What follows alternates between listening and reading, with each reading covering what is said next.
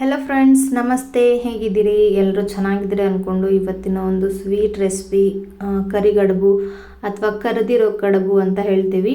ಇದು ಉತ್ತರ ಕರ್ನಾಟಕದಲ್ಲಿ ಸ್ಪೆಷಲ್ ಅಥವಾ ಹೂರ್ಣ ಮಿಕ್ಕಿದ್ರೆ ಈ ರೀತಿ ನೆಕ್ಸ್ಟ್ ಡೇ ಕಡುಬು ನಮ್ಮ ಕಡೆ ಮಾಡ್ತಾರೆ ಎಲ್ಲರೂ. ಇದು ತುಂಬ ಟೇಸ್ಟಿಯಾಗಿರುತ್ತೆ. ತುಂಬ ಪ್ರೊಸೆಸ್ಸು ಏನಿರಲ್ಲ. ನೋಡೋಣ ಹೇಗೆ ಮಾಡೋದು ಅಂತ ಟಕ ಅಂತ.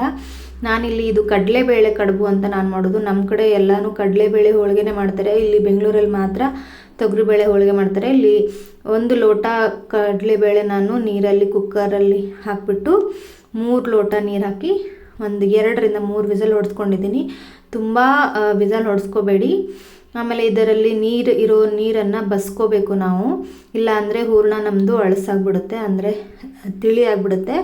ನೋಡ್ಬೋದು ಈ ಥರ ಒಂದು ಜರಡಿಯಲ್ಲಿ ನಾನು ನೀರು ತೆಗಿತಾ ಇದ್ದೀನಿ. ಯಾವ ಲೋಟದಲ್ಲಿ ನೀವು ಕಡಲೆಬೇಳೆ ತೊಗೊಂಡಿದ್ದೀರಲ್ಲೋ ಅದೇ ಲೋಟದಲ್ಲಿ ಬೆಲ್ಲ, 1 ಏಲಕ್ಕಿ ಸಿಪ್ಪೆ ಬಿಡಿಸಿ ನಾನು ಕುಟ್ಟಿ ಹಾಕ್ಕೊಂಡಿದ್ದೀನಿ. ಎಲ್ಲ ನೀರು ಸೋರಿಸಿದ ಮೇಲೆ ಅದೇ ಕುಕ್ಕರಲ್ಲಿ ಬೇಳೆ ಮತ್ತು ಬೆಲ್ಲನ ಮಿಕ್ಸ್ ಮಾಡಿ ಗ್ಯಾಸ್ ಫ್ಲೇಮ್ನ ಆನ್ ಮಾಡಿ ಒಂದು 5 ನಿಮಿಷ ಇದು ಬೆಲ್ಲ ಕರಗುವಷ್ಟು ಇದನ್ನು ಮಿಕ್ಸ್ ಮಾಡ್ಕೊತಾ ಇರಿ. ನೋಡ್ಬೋದು ನೀವು ಇಲ್ಲಿ ಕುದಿ ಬರ್ತಾ ಇದೆ.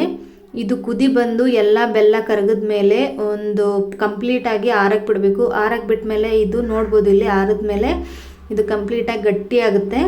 ಇವಾಗ ನಾವು ಇದನ್ನು ಮಿಕ್ಸಿ ಜಾರಲ್ಲಿ ಹಾಕ್ಕೊಂಡು ಹೂರ್ಣನ ರೆಡಿ ಮಾಡ್ಕೊಳ್ಳೋಣ. ಇದು ಒಂದು ಅರ್ಧ ಗಂಟೆಯಲ್ಲಿ ಈ ಪ್ರೊಸೆಸ್ಸು ಮುಗಿದ್ಬಿಡುತ್ತೆ. ಆಮೇಲೆ ನಾವು ಚಪಾತಿ ಹಿಟ್ಟಿನ ಹದಕ್ಕೆ ನಾದ್ಕೊಳ್ಬೇಕಾಗುತ್ತೆ. ನೋಡ್ಬೋದು ಇಲ್ಲಿ ಹೂರಣ ರೆಡಿಯಾಗಿದೆ ನಮ್ಮದು. ನಾನು ಮುಂಚೆನೇ ಚಪಾತಿ ಹಿಟ್ಟನ್ನು ನಾದ್ಕೊಂಡು ಇಟ್ಕೊಂಡಿದ್ದೆ. ಇದು ಮಾಮೂಲಿ ನಾವು ಚಪಾತಿಗೆ ಹೇಗೆ ಗಟ್ಟಿಯಾಗಿ ನಾದ್ಕೊತೀವೋ ಹಾಗೆಯೇ ನಾನು ಇಲ್ಲಿ ನಾದ್ಕೊಂಡು ಇಟ್ಕೊಂಡಿದ್ದು. ಇದು ಒಬ್ಬಟ್ಟಿಗೆ ಬೇಕಾಗಿರೋ ಥರ ಹಿಟ್ಟು ನಾದ್ಕೊಳ್ಳೋದೇನು ಬೇಡ. ನೋಡ್ಬೋದು ಇಲ್ಲಿ ನೀವು ಒಂದು ದೊಡ್ಡ ಚಪಾತಿ ಮಾಡ್ತಿದ್ರೆ ಒಂದು ಚಪಾತಿಯಲ್ಲಿ 4 ಚಪಾತಿ ಆಗುವಷ್ಟು ಇಲ್ಲಿ ಸಣ್ಣದಾಗಿ ಉಂಡೆನ ಮಾಡಿಟ್ಕೊಳ್ಳಿ. ನೀವು ದೊಡ್ಡ ಕರ್ಜಿಕಾಯಿ ಥರ ಮಾಡ್ತಾಯಿದ್ರೆ ಅದರ ತಕ್ಕಂಗೆ ನೀವು ಹಿಟ್ಟು ಹಿಡಿದು ಲಟ್ಟಿಸ್ಕೋಬೇಕಾಗತ್ತೆ. ನಾನಿಲ್ಲಿ ತುಂಬ ದೊಡ್ಡದು ಅಲ್ಲ, ತುಂಬ ಚಿಕ್ಕದು ಅಲ್ಲ, ಮೀಡಿಯಮ್ ಸೈಜ್ ಮಾಡ್ತಾಯಿದ್ದೀನಿ. ನೋಡ್ಬೋದು ಇಲ್ಲಿ ನಾನು ಎಲೆನ ತೀಡ್ತಾಯಿದ್ದೀನಿ. ಉದ್ದ ಕರ್ಜಿಕಾಯಿ ಯಾವಾಗಲೂ ಉದ್ದ ಇರುತ್ತಲ್ಲ, ಕಡುಬು ಅದೇ ರೀತಿಯಲ್ಲಿ ಮಾಡ್ತಾಯಿದ್ದೀನಿ ನಾನು. ನೋಡ್ಬೋದು ಇದೆಲ್ಲ ಹಿಟ್ಟನ್ನು ನಾನು ಲಟ್ಟಿಸ್ಕೊಂಡು ಇಟ್ಕೊತಿದ್ದೀನಿ ಒಮ್ಮೆಲೆ. ಇವಾಗ ಗೋಧಿ ಹಿಟ್ಟನ್ನೇ ಕೆಳಗಡೆ ಹಾಕ್ತಾಯಿದ್ದೀನಿ. ಇದಕ್ಕೆ ಯಾವ ರೀತಿ ಎಣ್ಣೆ ಅದು ಬಳಸೋದು ಬೇಕಾಗಿಲ್ಲ. ಸ್ವಲ್ಪ ಹಿಟ್ಟಿಗೆ ಉಪ್ಪು ಹಾಕ್ಕೊಂಡು ನಾದ್ಕೊಂಡ್ರೆ ಮುಗೀತು. ಇವಾಗ ನಮ್ಮದು ಹೂರಣನ ಇದರಲ್ಲಿ ಫಿಲ್ ಮಾಡ್ತಾ ಬರಬೇಕು. ನೀವು ಕರ್ಜಿಕಾಯಿ ಮಾಡೋವಾಗ ಹೇಗೆ ಫಿಲ್ ಮಾಡ್ತೀರಲ್ಲ ಹಾಗೇ ಫಿಲ್ ಮಾಡಿಕೊಂಡು ಇದು ಪೂರ್ತಿಯಾಗಿ ತುದಿನ ಮುಚ್ಕೋಬೇಕು. ಅದೇ ಇಂಪಾರ್ಟೆಂಟ್. ಇಲ್ಲ ಅಂದರೆ ಅರ್ಧಂಬರ್ಧ ಮುಚ್ಚಿದರೆ ಎಣ್ಣೆಯಲ್ಲಿ ಬಿಟ್ಕೊಂಡ್ಬಿಟ್ರೆ ಅದು ಎಲ್ಲ ಎಣ್ಣೆ ಹಾಳಾಗಿಬಿಡುತ್ತೆ. ಆಮೇಲೆ ನೆಕ್ಸ್ಟ್ ಎಲ್ಲ ಕಡುಬು ಕೂಡ ಕರಿ ಬರುತ್ತೆ. ಅದಕ್ಕೋಸ್ಕರ ನೀವು ಮಧ್ಯದಲ್ಲಿ ಸ್ವಲ್ಪ ಜಾಸ್ತಿ ಕ್ವಾಂಟಿಟಿ, ಪಕ್ಕದಲ್ಲಿ ಸ್ವಲ್ಪ ಕಡಿಮೆ ಕ್ವಾಂಟಿಟಿ ಇಟ್ಕೊಂಡು ನೀವು ಫಿಲ್ ಮಾಡಿದ್ರೆ ಈಸಿಯಾಗಿ ಫಿಲ್ ಮಾಡ್ಬೋದು. ನೋಡ್ಬೋದು ಇಲ್ಲಿ ಎಷ್ಟು ಈಸಿಯಾಗಿ ಮಾಡ್ತಾಯಿದ್ದೀನಿ ಅಂತ. ಹೀಗೆ ಮಧ್ಯದ ಬೆರಳು ಒಂದು ಸ್ವಲ್ಪ ಲೂಸ್ ಬಿಟ್ಟು ಆ ಕಡೆ ಈ ಕಡೆ ಜೋಡಿಸ್ಕೊಂಡ್ರೆ ನಿಮ್ಮ ಕಡುಬು ಕರೆಕ್ಟಾಗಿ ಫಿಲ್ಲಾಗಿ ಮತ್ತು ಮಡ್ಚ್ಕೊಳ್ಳುತ್ತೆ. ನೋಡ್ಬೋದು ಇಲ್ಲಿ ಫಸ್ಟಿಗೆ ನಾನು 5 ಕಡುಬು ಮಾಡಿದ್ದೇನೆ.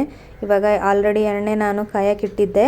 ಆವಾಗಲೇ ಎಣ್ಣೆ ಕಾಯ್ದಿದೆ. ಒಂದೇ ಒಂದು ಹಿಟ್ಟಿನ ಉಂಡೆ ತಗೊಂಡು ಎಣ್ಣೆಲಿ ಬಿಡ್ತಾಯಿದ್ದೀನಿ. ಟಪ್ ಅಂತ ಮೇಲೆ ಬಂದಿದೆ, ಅಂದರೆ ನಮ್ಮ ಎಣ್ಣೆ ತುಂಬ ಜಾಸ್ತಿ ಕಾಯ್ದಿದೆ ಅಂತ ಅರ್ಥ. ನೋಡಿ, ಜಾಸ್ತಿ ಕಾದಿದ್ರೆ 2 ಸೆಕೆಂಡ್ನೂ ಆಗಲ್ಲ ಕರಿಯೋಕ್ಕೆ. ಹೀಗೆ ಎಣ್ಣೆಯಲ್ಲಿ ಡೀಪ್ ಫ್ರೈ ಮಾಡೋದೇ ಕರಿಗಡುಬು. ಹೀಗೆ ಹಿಂದೆ ಇನ್ನೊಂದು ಅಂದರೆ 3 ಮೂಲಿ ಕಡುಬು ಕುದಿಸಿರೋದು ಮಾಡಿ ತೋರಿಸಿದ್ದೀನಿ. ನೀವು ಇನ್ನೂ ನೋಡಿರಲಿಲ್ಲ ಆ ರೆಸಿಪಿನ, ಖಂಡಿತವಾಗ್ಲೂ ನೋಡಿ ಅಂತ ಹೇಳ್ತೀನಿ. ಇವಾಗ ನಾನು ಹಾಗೆ ಮಧ್ಯಾಹ್ನಕ್ಕೆ ನಾನು ಮಾಡ್ತಾ ಇರೋದು. ಇವತ್ತು ಅಮಾವಾಸ್ಯೆ ದಿವಸ ನಾನು ಮಾಡ್ತಾಯಿದ್ದೆ. ಈ ನನ್ನ ಹಸ್ಬೆಂಡು ಊಟಕ್ಕೆ ರೆಡಿಯಾಗಿದ್ದಾರೆ. ಹೀಗೆ ವಿಡಿಯೋ ಮಾಡ್ತಾನೆ ನಾನು ಸರ್ವ್ ಮಾಡ್ತಾಯಿದ್ದೀನಿ. ಇದ್ರ ಜೊತೆ ನಾನು ಸ್ವಲ್ಪ ಹಪ್ಪಳ ಮತ್ತು ಮೆಂತ್ಯ ಮೆಣಸಿನ್ಕಾಯಿನ ಫ್ರೈ ಮಾಡಿ ಇಟ್ಕೊಂಡಿದ್ದೀನಿ. ಇದಕ್ಕೆ ನೋಡ್ಬೋದು ಎಷ್ಟು ಚೆನ್ನಾಗಿ ಕಲರ್ ಬಂದಿದೆ ಮತ್ತು ದಪ್ಪನೂ ಆಗಿದೆ ನಮ್ಮ ಕಡುಬು. ಈ ರೀತಿ ಒಬ್ಬಟ್ಟು ಬರದೇ ಇರೋರಿಗೆ ಇದೊಂದು ರೀತಿ ಮಾಡಿದ್ರೆ ಸೇಮ್ ಒಬ್ಬಟ್ಟು ತಿನ್ನೋ ಟೇಸ್ಟೇ ಬರುತ್ತೆ. ನನ್ನ ಹಸ್ಬೆಂಡ್ ನೋಡಿ ತೋರಿಸ್ತಾಯಿದ್ರೆ ಎಷ್ಟು ಸಾಫ್ಟಾಗಿ ಬಂದಿದೆ ಕಡುಬು.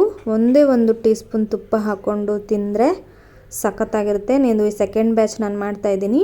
ಈ ರೀತಿ ನೀವು ಮುಚ್ಚುವಾಗ ಅದು ಕೂಡ್ತಾ ಇಲ್ಲ ಅಂದರೆ ಸ್ವಲ್ಪ ಕೈಗೆ ಹಿಟ್ಟು ಹಚ್ಕೊಂಡು ನೀವು ಫಿಲ್ ಮಾಡ್ಬೋದು. ನೋಡ್ಬೋದು ಇವಾಗ ಸ್ವಲ್ಪ ನಾನು ಆಫ್ ಮಾಡಿದ್ದೆ ಗ್ಯಾಸ್ ಫ್ಲೇಮು. ಇಲ್ಲಿ ಇಷ್ಟು ಬಿಸಿ ಇದ್ದರೆ ಸಾಕು ಎಣ್ಣೆ, ತುಂಬ ಬಿಸಿ ಇದ್ದರೆ ಸ್ವಲ್ಪ ಕಪ್ಪಗಾಗಿ ಹುರಿಯುತ್ತೆ. ನೋಡ್ಬೋದು ಇವಾಗ ಇಲ್ಲಿ ಕರೆಕ್ಟಾಗಿ ಎಣ್ಣೆ ಫ್ರೈ ಆಗಿದೆ. ನಮ್ಮದು 2 ಬ್ಯಾಚಲ್ಲಿ 4 ರೆಡಿಯಾಗಿದೆ. ಇಷ್ಟು ಒಂದು 10ರಿಂದ 12 ಕಡುಬುನ 1 ಕಪ್ ಬೇಳೆಯಲ್ಲಿ ಮಾಡ್ಬೋದು. ಹೇಗೆ ಅನ್ನಿಸ್ತು ಫ್ರೆಂಡ್ಸ್? ವಿಡಿಯೋ ಇಷ್ಟ ಆದರೆ ಪ್ಲೀಸ್ ಲೈಕ್ ಮಾಡಿ, ಶೇರ್ ಮಾಡಿ, ನನ್ನ ಚಾನಲ್ನ ಸಬ್ಸ್ಕ್ರೈಬ್ ಮಾಡಿ. ಈ ರೀತಿ ಈಸಿ ಕ್ವಿಕ್ ರೆಸಿಪಿ ಬೇಕು ಅಂದರೆ ನನಗೆ ಕಮೆಂಟ್ ಮಾಡಿ, ನಾನು ಖಂಡಿತವಾಗ್ಲೂ ತಿಳಿಸ್ತೀನಿ. Thank you friends, thank you for watching. Bye.